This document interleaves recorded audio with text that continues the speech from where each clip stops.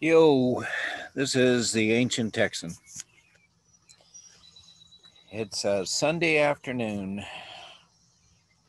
Been quiet here for a while, but I read a couple of articles that are in my wheelhouse, so I thought I'd comment. There's two mines in Nevada, both mining for lithium. They'll probably make a lithium oxide, lithium carbonate, that kind of typically what gets mined in a lithium. One of them's been going on for 10 years trying to get a permit. The other one, I don't know how long. There's lawsuits stopping both of them. One is for a sage grouse. That's an endangered species that's in the area. And the other is for a buckwheat flower. And apparently, if they built this one mine, 70% of the known buckwheat flowers would be eliminated. In other words, there's only a little bit of this stuff left, and it happens to be sitting right on the mine site. And of course, the people that want to build the mine say that it can be moved, transplanted somewhere else, and environmentalists say no, it can't be. So, what's really kind of ironic here is a project that may supply lithium for lithium ion batteries for electric cars, which will probably help with global warming,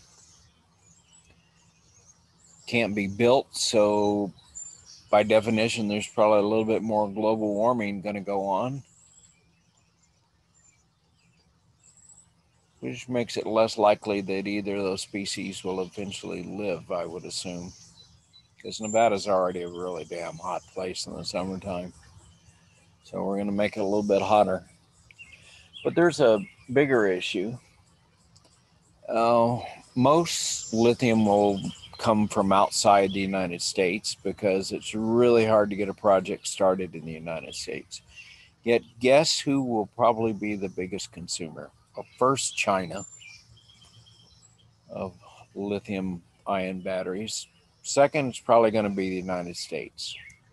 So, we have the biggest need for lithium, but we think the rest of the world ought to do it. And I'm sure there's no other animals in the rest of the world endangered by a mine. The truth is, you can't live in our world without disruption and without there's a price to be paid for everything we do. We cannot mine lithium and keep driving down the road on hydrocarbons.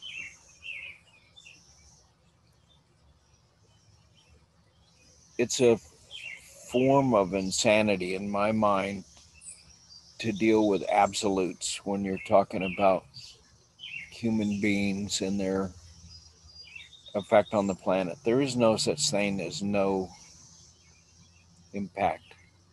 I think what makes more sense is to do a trade off study, which are not easy to do and they're subjective as hell, but I think that's the best we can do. Is the planet better off if the buckwheat flower on this one little hill in Nevada stays alive, or if we produce 30,000 tons per year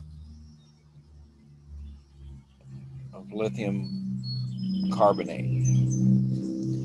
We make, I think they said it's each year would make 475,000 lithium ion batteries. And I don't know what size those are, but it doesn't matter. You can make a lot of lithium ion batteries.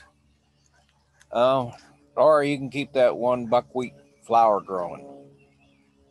What, to me, that's like a crazy question. On the other hand, that sage grouse, I don't know how endangered he is and why he has to live right on top of the mine. and that he can't live next door to the mine.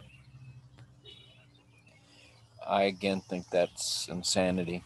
I've grown up in the mining and metals industry, and I've watched us make this kind of decision in the United States and get rid of millions of jobs. That's the other thing. It's not only buckwheat flour versus lithium, it's buckwheat flour versus some jobs.